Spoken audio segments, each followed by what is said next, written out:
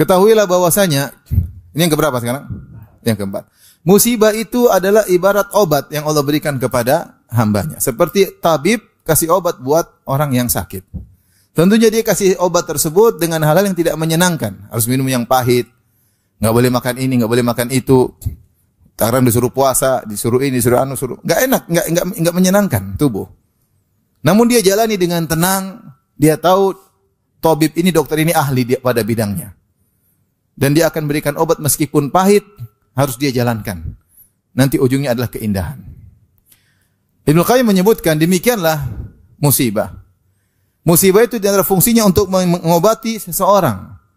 Seorang kalau tidak terkena musibah, dia akan terkena penyakit Fir'aun, itu sombong, angkuh, zalim dan yang lainnya.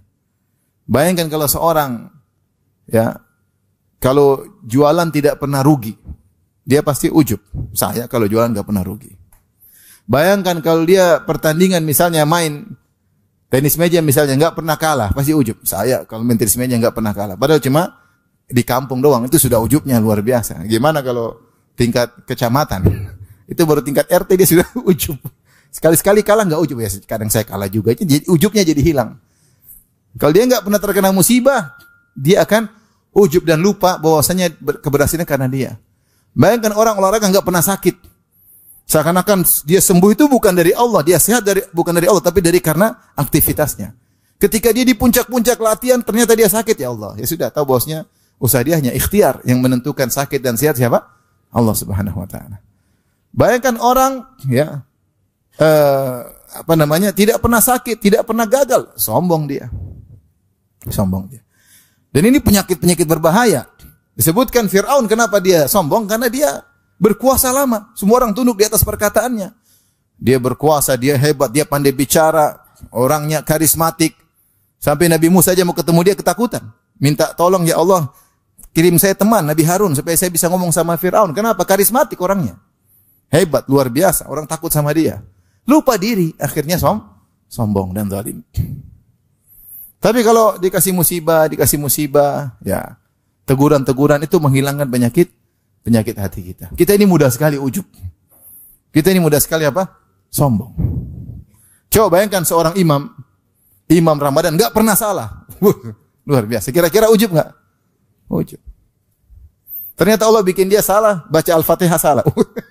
Oh iya, ternyata memang ya manusia lemah. Sehingga dia tidak apa ujub. Yang saya banggakan ternyata Al-Fatihah pun saya salah baca.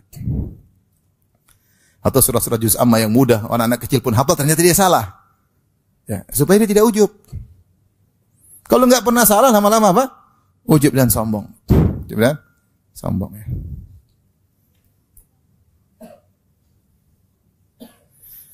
Oleh karenanya, musibah adalah obat. Tugas kita hanya meyakini yang kasih obat adalah ahli dalam bidangnya.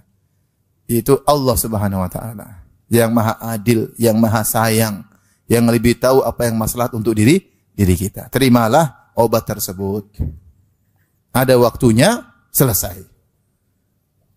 Obat itu ada kadarnya, dan ada berapa lama minum obat, dan ada waktunya selesai minum obat ketika sudah sembuh. Maka ketika Allah kasih musibah, anggap saja itu adalah obat untuk menghilangkan penyakit-penyakit yang ada di dada kita.